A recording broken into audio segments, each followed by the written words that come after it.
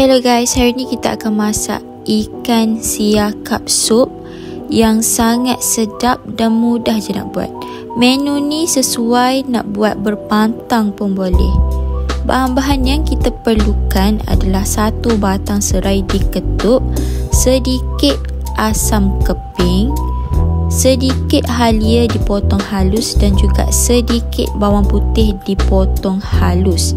Kemudian kita perlukan ajisho black pepper. Kemudian of course bahan utama kita 1 ekor ikan siakap dikelar macam ni. Ikan siakap ni dah dibasuh dan dibersihkan.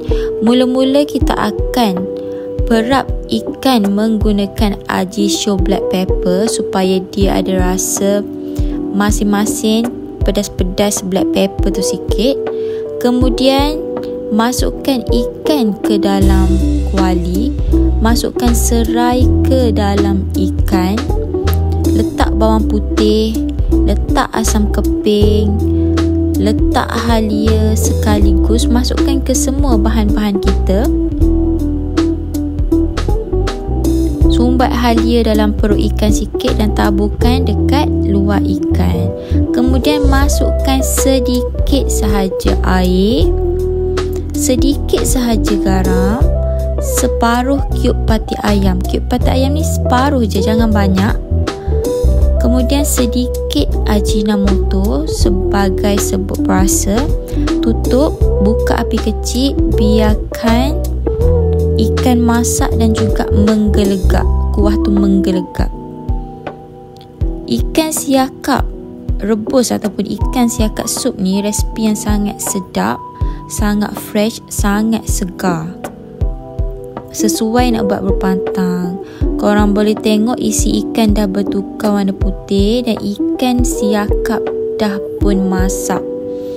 Kemudian kita bolehlah rasa dah sedap ke belum, dah cukup rasa ke belum.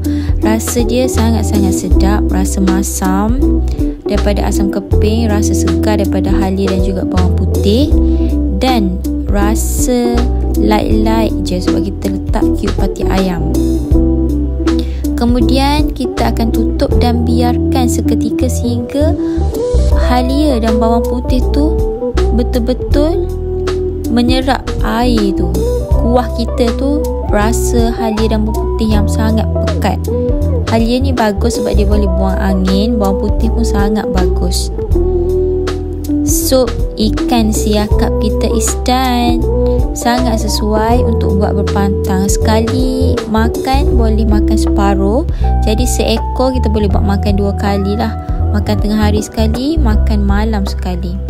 Yang ni saya buat resipi berpantang untuk orang yang patah tulang, sebab kita tak nak bagi makan minyak-minyak awal-awal operation.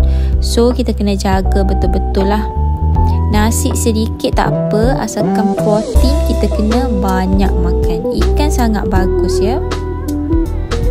Korang patut try buat resipi sup ikan siakap sebab sangat sedap. Rasa dia fresh, tak rasa hanyir pun, rasa dia sangat-sangat sedap. Resipi ni mudah je nak buat. Halia, bawang putih, asam keping dan juga serai. Itu sahaja bahan utama. Kalau korang tak nak letak cube pati ayam pun tak apa. Selamat mencuba dan selamat menjamu selera. Thanks for watching. Jangan lupa untuk like, share and subscribe to my YouTube channel.